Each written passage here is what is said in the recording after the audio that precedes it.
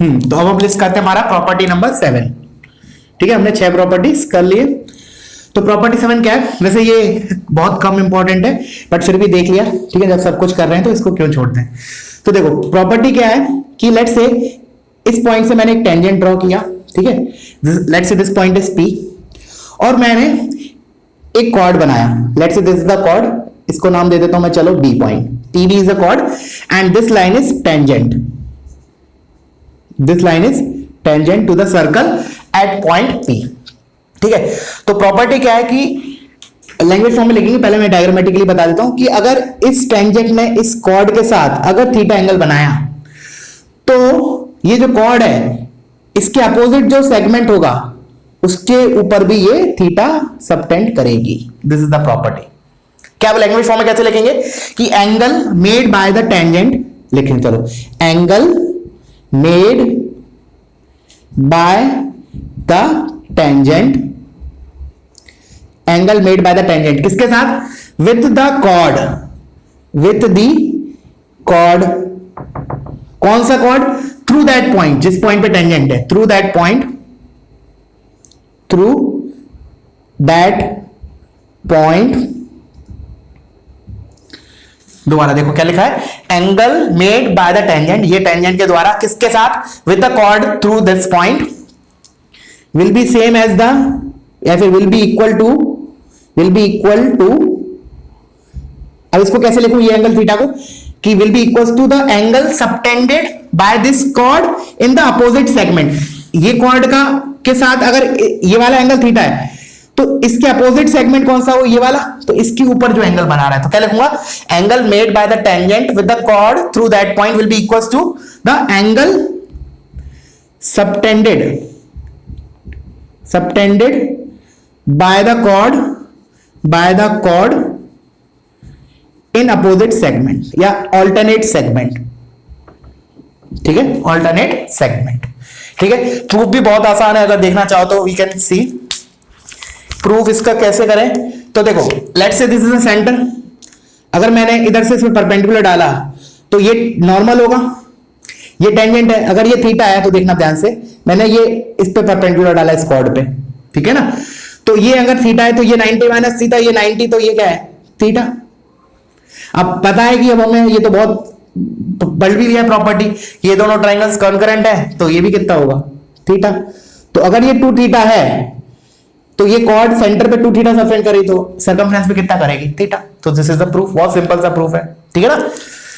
अच्छा, अब देखो इसी डायग्राम के हिसाब से मैंने बोला कि जो स्टेटमेंट मैंने बोला ये दोनों तरफ वैलिड है। मतलब कहने का मेरा मतलब है, अब जैसे मैंने बोला कि ये जो टेंजेंट है वो इस साइड कितना एंगल बना रही है, ऑफ कोर्स ये थीटा होगा तो ये पाई माइनस थीटा।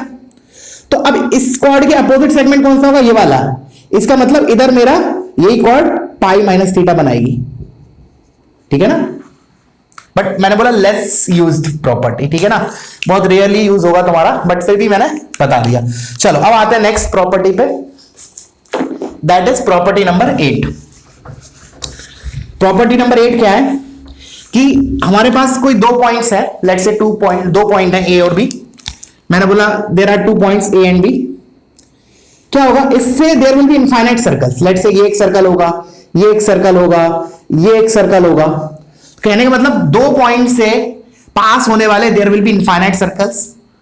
उन सभी सर्कल, इनफाइनाइट सर्कल में से सबसे छोटा सर्कल कौन सा होगा? वो होगा जिसके लिए AB जो है वो डायमीटर का काम करेगा। सुनना क्या बोला? A and B are 2 fixed points. Then I am claiming कि 2 पॉइंट से there will be infinite circles, जो मैंने ड्रॉ किए। बट मैं बोल रहा हूं उन इनफाइनाइट सर्कल्स में से सबसे छोटा सर्कल कौन सा होगा जिसके लिए जो AB जो है वो डायमीटर का काम करेगा। So this is the smallest circle. ठीक है, तो एज ए प्रॉब्लम, क्योंकि देखो 3 पॉइंट से तो यूनिक सर्कल मिलता है हमें, 3 नॉन कोलिनियर पॉइंट से, मैंने बताया भी था अभी, 3 नॉन कोलिनियर पॉइंट्स हैं तो मतलब उनसे एक ट्रायंगल मिल गया, ट्रायंगल मिल गया तो उसके लिए तो सर्कम सर्कल एक मिल जाता है। बट 2 पॉइंट से there will be infinite circles. तो ऐसे लिख लो, through 2 fix points, through 2 fix points infinite circles will pass, and out of those infinite circle, and out of those infinite circles, the smallest circle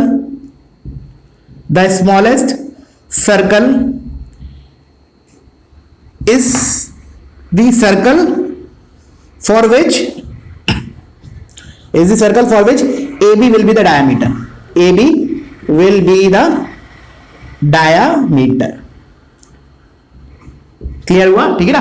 दो point से there will be infinite circles, उन infinite circle में से सबसे छोटा circle कौन सा होगा? जिसके लिए जो AB है वो डायमीटर का काम करेगा। ठीक है, चलो अब आते हैं नेक्स्ट प्रॉपर्टी पे। ये हो गया हमारे 8 प्रॉपर्टी हो गया, आई थिंक अगर हम सही लिस्ट कर रहे हैं तो 8 हो गए। ठीक है, चलो तो अब आते हैं 9th प्रॉपर्टी पे। अब सुनना, 9th प्रॉपर्टी भी यूजफुल है और ये भी तुम लोग 9-10 में पढ़ के आए होगे। क्या है? Product of length of segment type का स्टेटमेंट सुना होगा तुमने कि लेट से ये एक मेरा कोई सर्कल है, ठीक है, मैंने कोई भी एक पॉइंट लिया, चाहे इनसाइड चाहे आउटसाइड। तो पहले लेट से मैं इनसाइड के लिए बता देता हूं। तो late say this is the point. अब मैंने बोला इधर से there will be infinite chords. Let say ये कॉर्ड है AB, ये लेट से CD, ये लेट से EF और late say this is the point P। ठीक है, ये प्रॉपर्टी क्या बोल रही है कि AP into PB is equal to CP into PD is equal to PF into PE and so on, like that way. AP into PB, AP और PB को क्या बोलूंगा ऐसे स्टेटमेंट के फॉर्म में? मतलब ये AP और PB क्या है? AB कॉर्ड के segment, AP and PB is what? तो क्या बोल रहा है बेसिकली ये, अगर पॉइंट P है कोई मेरा एक सर्कल के अंदर या बाहर के लिए बताता हूं मैं कि जो सेगमेंट्स है ना उनका प्रोडक्ट कांस्टेंट है। क्या लिखूंगा? Product of segment is constant. Product of segment, इसको हम आगे जाके सर्कल ही चैप्टर में प्रूव करने वाले हैं। ठीक है ना, जब हम सर्कल का थोड़ा आगे बढ़ेंगे, जब पहले 5-6-7 लेक्चर बाद, then I will prove this property also. ठीक है ना, क्योंकि इसके लिए अभी प्रॉपर्टी को प्रूव करने के लिए काफी नॉलेज होना चाहिए, तो वो हम बाद में देखेंगे, बट देखेंगे जरूर। Product of segment is constant. ठीक है, अच्छा अब जैसे मैंने बोला पॉइंट, इधर लिख लो point P can be inside as well as outside. मतलब ये प्रॉपर्टी चाहे पॉइंट अंदर हो चाहे बाहर हो, दोनों के लिए वैलिड है। आउटसाइड कैसे लिखूंगा? जैसे मैंने बोला डायग्राम बनाते हैं। लेट से मैंने कहा ये सर्कल एक पॉइंट P है, P बाहर ले लिया। अब let say this is one chord, let say this is point A, this is point B, let say this is point C, this is point T। Again मैं क्या बोलूंगा? AP and BP is what? Segment of AB chord. तो क्या लिखूंगा? और बना दिया, चलो ये बना दिया। ठीक है, तो what I will say AP into P point से लिखना ना, PA ऐसे लिख लो, PA into PB is equal to PC into PD is equal to PE into PF, अगर मैंने इसको E और F बोला, लाइक दैट वे। ठीक है, क्लियर है ये क्या लिखा है मैंने?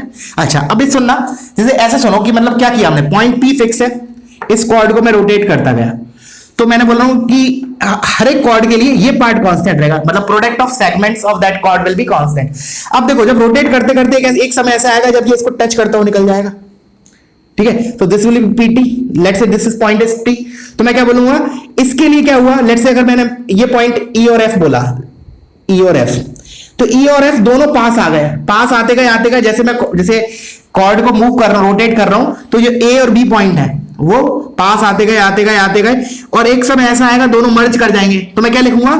This is equal to PT into PT, that is PT square. This is very important. ठीक है ना, दिस इज इंपॉर्टेंट। जो अच्छे एडवांस लेवल के क्वेश्चन है उसमें यूज होता है ये। ठीक है ना, PA into PB is equal to PT square. अभी आगे जाके हम देखेंगे PT को क्या बोलते हैं, लेंथ ऑफ टेंजेंट बोलते हैं, वो बात की बात है। अभी के लिए इतना याद रखना कि P भले पॉइंट अंदर हो चाहे बाहर हो, product of segments of chord will be constant. ठीक है, आई होप क्लियर हो गया होगा ये। चलो अब आते हैं नेक्स्ट प्रॉपर्टी पे। नेक्स्ट भी बेसिकली यही प्रॉपर्टी है, इसको थोड़ा सा डीपर देखेंगे हम। तो प्रॉपर्टी 10 लिख लेते हैं, उसको 10 के फॉर्म में लिख लेते हैं।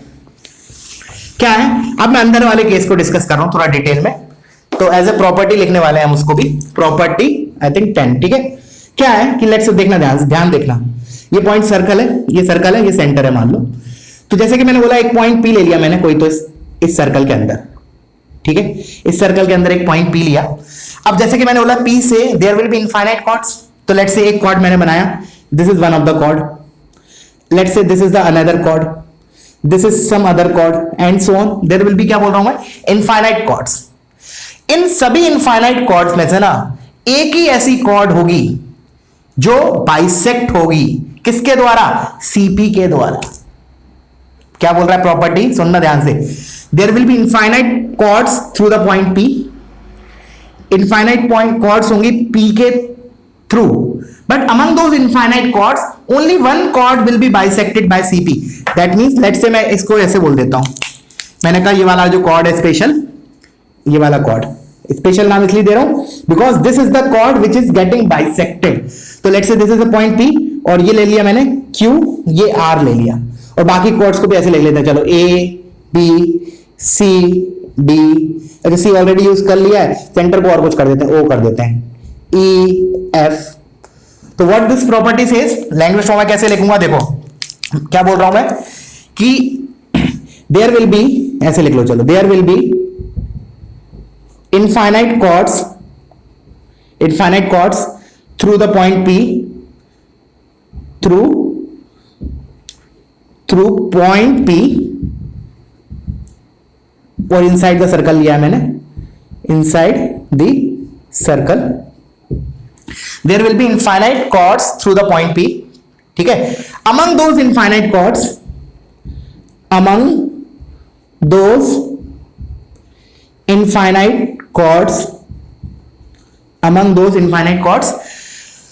only one will be bisected by this line OP. Only among those infinite chords only one chord will be bisected by the line diagram के हिसाब से लिख रहा हूं, by the OP। तो लेट्स से ये वाला कॉर्ड हो गया, मैंने माना इस डायग्राम से QR is the chord which is getting bisected among those infinite chords जो P से पास कर रही हैं। अच्छा, अब इसके लिए एक और अब मैं एडिशनल ऐड कर सकता हूं इसमें। अब मैंने बोला अगर ये बाइसेक्ट कर रही है तो पहले तो चलो पहले वाला स्टेटमेंट लिख लेता हूं कि PA प्रोडक्ट ऑफ सेगमेंट तो अभी भी कांस्टेंट रहेगा, PA into PB is equal to PC into PD is equal to PE into PF and so on is equal to क्या लिखूंगा मैं, PQ into PR, and we know P is since it is getting bisected at point P, so PQ is equal to PR, तो मैं इसको ऐसे लिख सकता हूं PQ का स्क्वायर। पहली चीज तो ये, ठीक है। दूसरी चीज, अब हमें पता है कि जैसे हमने प्रॉपर्टी नंबर 3 में देखा था कि अगर हमने सेंटर से किसी भी कॉर्ड पे परपेंडिकुलर डाला तो बाइसेक्ट करती है कॉर्ड को, और फिर मैंने उधर बोला था vice versa is also true कि अगर मैंने सेंटर को किसी भी कॉर्ड के मिड पॉइंट से ज्वाइन किया so that line will be perpendicular to the chord, तो वो चीज इधर भी एप्लीकेबल है। तो क्या होगा इसका मतलब, ये OP जो होगा इस लाइन के परपेंडिकुलर होगा। कौन सी कॉर्ड के परपेंडिकुलर, जो बाइसेक्ट हो रही है, और बाइसेक्ट कौन सी होगी, केवल एक होगी अमंग द इनफाइनाइट कॉर्ड्स। तो इधर if you want to add this you can add also कि this particular chord will be bisected, hence this will be perpendicular to the OP also. There will be infinite chords through the point P inside the circle. Among those infinite chords, only one chord will be bisected by OP, and also OP will be perpendicular to that chord. Perpendicular to that chord. That is OP is perpendicular to हमारा diagram के हिसाब से QR।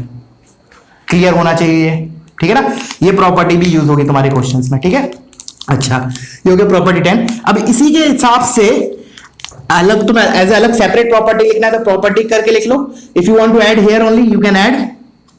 क्या है कि मैं property 11 करके बोल देता हूं। वाले प्रॉपर्टी क्या बोल रहा हूं कि हमने बोला कि P से इनफाइनाइट कॉर्ड्स होंगी, उन इनफाइनाइट कॉर्ड में से एक कॉर्ड होगी जो बाइसेक्ट होगी और वो परपेंडिकुलर होगी लाइन ज्वाइनिंग सेंटर। अब मैं क्या बोल रहा हूं कि वही कॉर्ड सबसे छोटा कॉर्ड होगा इस पूरे इनफाइनाइट कॉर्ड में से। तो लिख लो, एक काम करो तुम ऐसे सेपरेट मत लिखो, वाला इसी के अंदर ऐड कर लो, क्योंकि ये स्टेटमेंट है तो दोबारा पूरा कॉपी करना पड़ेगा। क्या लिखो, also that that particular chord, also that chord that is QR will be shortest, will be shortest, will be shortest, ठीक है ना। सबसे छोटा कॉर्ड होगा इनफाइनाइट कॉर्ड में से। क्यों होगा छोटा? क्योंकि वो सेंटर से सबसे दूर होगा, और हमने पढ़ा है जितना सेंटर के पास जाएंगे कॉर्ड लेंथ उतना बढ़ेगा, वो हमने प्रॉपर्टी 1 में देखा है। तो जैसे जैसे मैं आगे बढ़ रहा हूं प्रॉपर्टीज का यूज कर रहा हूं, प्रीवियस वाली यूज हो रही है इनको प्रूव करने के लिए, ठीक है ना, या फिर इनका मतलब उन चीजों का इस्तेमाल हो रहा है, ठीक है। आई होप क्लियर हो गया होगा। तो हमारे ये हो गए प्रॉपर्टी 10-11 हो गए, 1-2 प्रॉपर्टी और बाकी है, वो और कर लेते हैं अपन, ठीक है। तो वीडियो पॉज करो और इसको कॉपी कर लो, छाप लो, ठीक है। चलो अब आते हैं नेक्स्ट प्रॉपर्टी पे। Next property is again important, मतलब प्रॉपर्टी कोई ऐसा नहीं है कि अनइंपॉर्टेंट हो। वो प्रॉपर्टी जो मैंने अभी जो स्टार्ट किया था ये पार्ट 2, उसमें जो पहला प्रॉपर्टी बताया था, आई थिंक प्रॉपर्टी नंबर 7, वो लीस्ट इंपॉर्टेंट है among all the properties till now, ठीक है। नेक्स्ट प्रॉपर्टी इज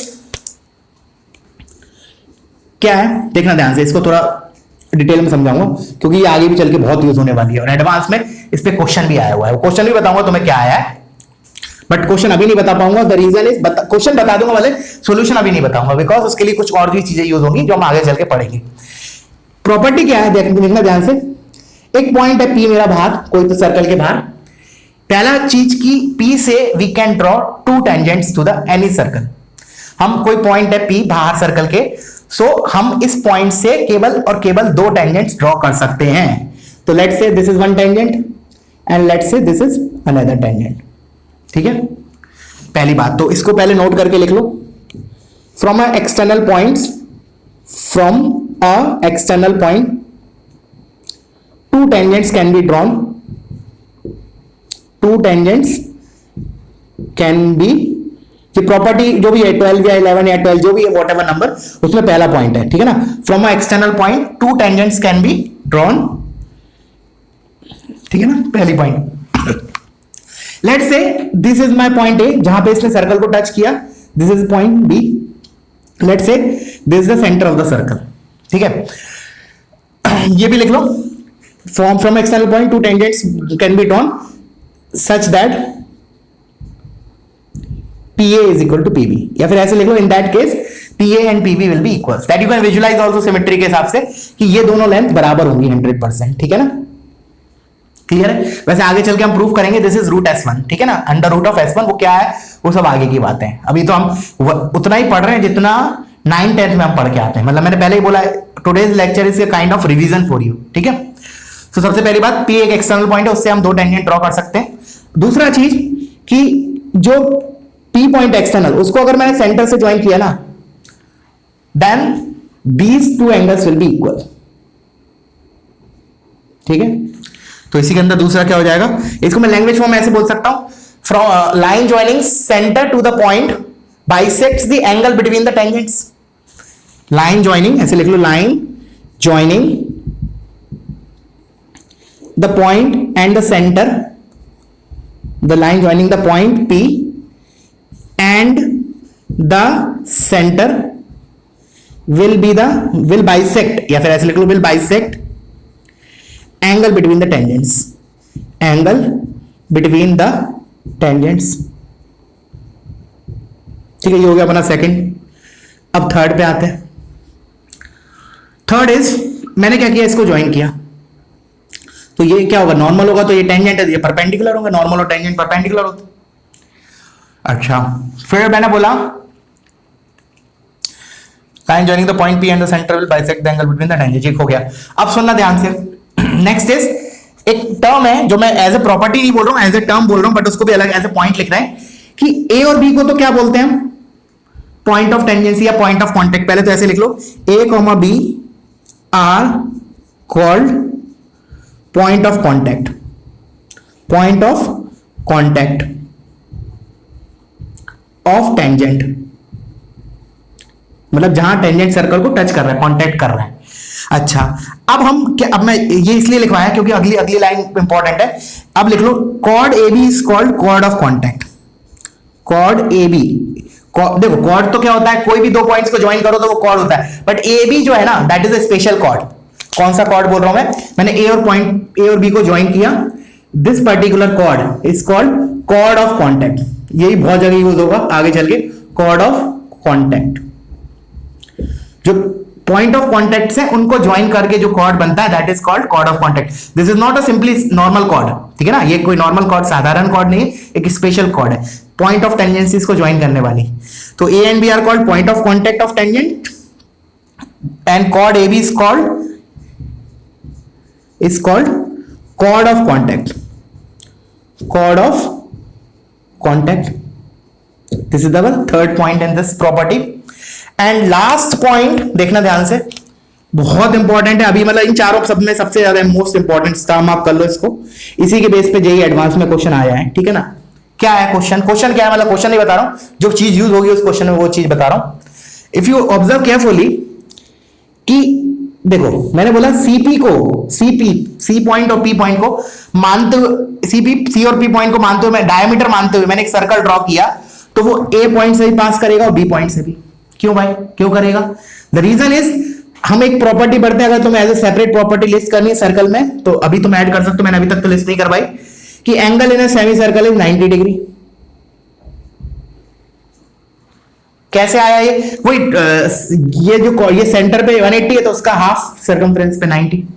तो अगर मैंने सीपी को डायमीटर मानते हुए सर्कल खींचा तो वो पक्का ए से पास करेगा because this angle is 90 degree. Similarly वही सर्कल बी से भी पास करेगा because this angle is 90 degree. तो इसका मतलब क्या है कि P A B C is a cyclic coordinator. लिख लो इसको, फोर्थ इसी के अंदर fourth, P A C B is cyclic coordinator. या फिर ऐसे बोल दो P, A, B, C are concyclic points, एक सर्कल पे लाई करेंगे कॉनसाइक्लिक। ये प्रॉपर्टी यूज हुई थी उस क्वेश्चन में, और एक बार नहीं आया, इसके बेसिस बहुत बार क्वेश्चन आया है, ठीक है ना। कि line joining point some point external point P and the center, ठीक है, and the point of tangency, ये चार जो पॉइंट होते हैं वो कॉनसाइक्लिक होते हैं, ठीक है, विद PCS डायमीटर, इसे साइक्लिक कोऑर्डिनेटर, ठीक है ना। आई होप क्लियर होगा, लिख लेना विद PCS डायमीटर, जो PC को डायमीटर मानते हुए जो सर्कल खींचा ना उसके लिए ये कॉनसाइक्लिक है, ठीक है ना। तो ये प्रॉपर्टी बहुत इंपॉर्टेंट, स्पेशली इसमें ये वाला पार्ट, ठीक है। चलो नेक्स्ट लिखते हैं, अब छोटा मोटा एक आध और बचा है फिर ऑलमोस्ट ओवर है। नेक्स्ट प्रॉपर्टी है जो कि जो कॉर्ड है equal chords of the circle subtends equal angle at the center. क्या बोल रहा है, पहले स्टेटमेंट लिख लेते हैं फिर बताता हूं डायग्राम से। Equal chords of the circle subtends equal angle at the center, equal angle at center. अच्छा, सेंटर पे इक्वल एंगल सबटेंड कर रही है तो क्या करेगी, उसका पता है उसका हाफ अपना सर्कमफ्रेंस पे भी सबटेंड करती है। तो अगर कोई दो चीज बराबर है तो उनके आधे आधे भी बराबर होंगे। मैं कैसे लिख सकता हूं, equal chords of the circle subtend equal angle at the center, hence at the circumference also, hence at the circumference also, hence at the circumference also. इसका मतलब क्या है, let's say this is my circle. अब मैंने कोई भी दो cord ले ली इक्वल वाली, तो लेट्स से एक कॉर्ड मैंने ऐसे ले ली और एक कॉर्ड मैंने ऐसे ली, दो both are of equal length. तो क्या बोल रहा है वो, ये जो एंगल सबटेंड करेंगे सेंटर पे, ये थीटा है, तो ये वाली कॉर्ड भी सेंटर पे थीटा सबटेंड करेगी। दैट्स इट, सिंपल है ना। Two equal chords of a circle will subtend equal angle at the center, ठीक है ना। कॉर्ड, इसको प्रूव करने का बहुत सिंपल है। कॉर्ड लेंथ बराबर है तो हमने पढ़ा था पहली प्रॉपर्टी में, अगर कॉर्ड लेंथ बराबर हो तो उसका डिस्टेंस भी सेंटर से बराबर होगा, तो डिस्टेंस बराबर करके you will get the angle same, ठीक है। प्रूफ में ऐसा कुछ रखा नहीं है, बहुत सिंपल सा प्रूफ है, तो मैं प्रूफ नहीं बता रहा हूं, तुम लोग अपने से सोच लेना, ठीक है।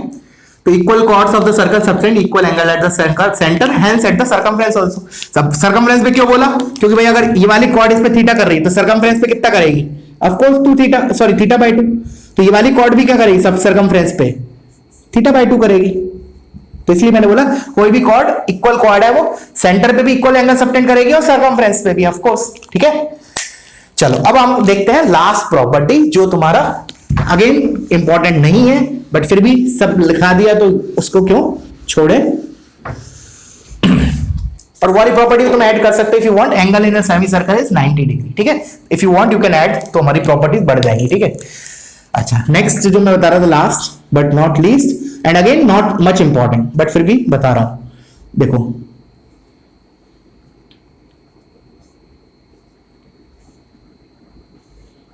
अभी समझ में आएगा क्या बताना चाह रहा हूं। अब मैंने इसको रब कर दिया, सुनना ध्यान से। Let's say this is point A, this is point B, this is point C, this is point D, ठीक है। अच्छा अब सुनना, क्या है बेसिकली सर्कल, क्या है, एक क्वाड्रिलेटरल के अंदर इंस्क्राइब्ड है, ठीक है ना, क्वाड्रिलेटरल की सारी साइड्स को टच कर रहा है। अच्छा अब मैंने बोला इस पॉइंट के लिए ये जो लेंथ है वो इसके बराबर होगा, क्योंकि अभी हमने देखा था कि अगर कोई एक्सटर्नल पॉइंट है तो अगर उससे हमने टेंजेंट ड्रॉ करे तो these two tangents will be of equal length. तो मैंने बोला ये दोनों बराबर होंगे, तो लेट्स से अगर ये ए है तो ये भी ए होगा, सॉरी बी लिख दिया मैंने, ए होगा, ये ए है तो ये भी ए होगा, थोड़ा बड़ा लिख देता हूं, ये होगा ये होगा। सिमिलरली सी के लिए ये लेंथ और ये लेंथ बराबर होगी, ये लेंथ, तो लेट्स से ये बी है तो ये भी मेरा बी होगा। सिमिलरली डी के रिस्पेक्ट में ये लेंथ और ये लेंथ बराबर होगी, तो अगर ये मान लो सी है तो ये भी मेरा सी होगा। लेट्स से ए के लिए ना ये वाला जो लेंथ होगा वो इसके बराबर होगा, तो लेट्स से अगर ये डी है तो ये भी डी होगा। क्लियर हुआ मैं क्या बताना चाह रहा हूं? अब सुनना, अब मैंने बोला कि ए डी ये टोटल लेंथ कितना हो गया, this length A plus B, और ये लेंथ कितना हो गया सी प्लस डी। अच्छा फिर मैंने बोला ये लेंथ कितना हो गया सी प्लस बी, फिर मैंने बोला ये लेंथ कितना हो गया ए प्लस डी। बट अब सुनना ध्यान से, जो मैं मैथमेटिकली लिख रहा हूं, मैंने बोला A B plus C D is equal to B C plus A D. देखो क्योंकि B C plus A D क्या है, A plus B plus C plus D, और ए बी का लेंथ कितना हो गया A D, A plus D, और ये कितना है बी प्लस सी, तो A plus D plus B plus C. तो कहने का मतलब जो cyclic quadrilateral, sorry not cyclic quadrilateral, mistakenly निकल गया, ये जो क्वाड्रिलेटरल है जिसके अंदर हमने सर्कल इंस्क्राइब किया है उसकी अपोजिट साइड्स के सम, लेंथ का सम इज इक्वल। कौन सा क्वाड्रिलेटरल है ये, स्पेशल है क्यों इसके अंदर एक सर्कल इंस्क्राइब्ड है, ठीक है ना।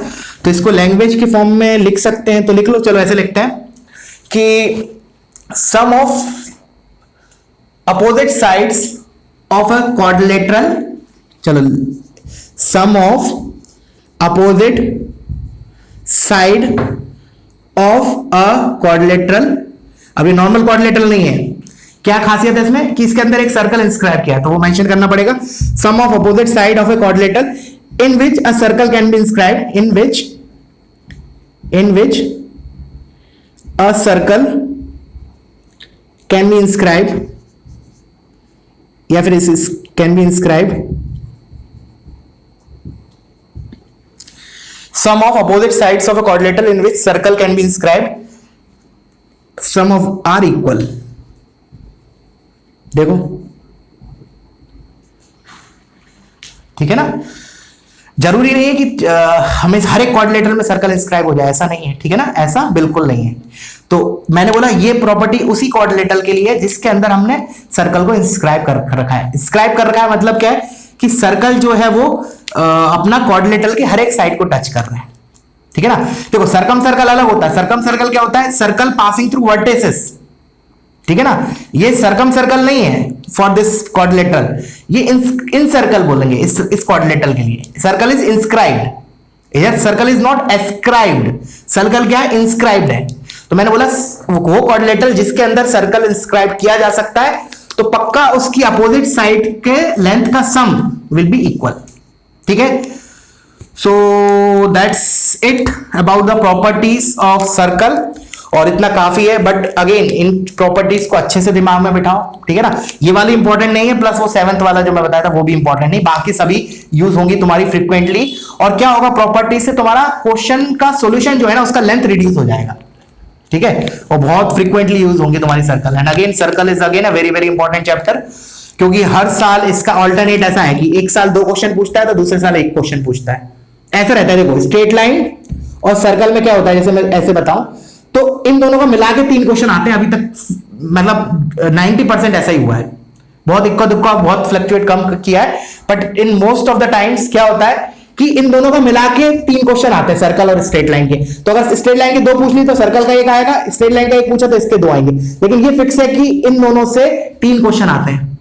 और जो इसके बाद हमारे जो 3 चैप्टर बचेंगे, दैट इज कोनिक्स, ठीक है, उनके 3 चैप्टर के मिला के 2 क्वेश्चन आते हैं। तो ओवरऑल कोऑर्डिनेट के फिक्स है अभी तक का जो भी मतलब मोटा मोटा अंदाज है, हर साल 5 क्वेश्चन पूछे, जिसमें सर्कल और स्ट्रेट लाइन में इसके 2 तो इसका 1, इसका 1 तो इसके 2। तो यू कैन सी कि weightage wise straight line and circle both are equivalent, ठीक है। तो बस इतना काफी है, और फिर कल से हम प्रॉपरली क्वेश्चंस वगैरह देखेंगे, ठीक है ना, ड्राइव करेंगे, ठीक है। Okay that's it, thank you.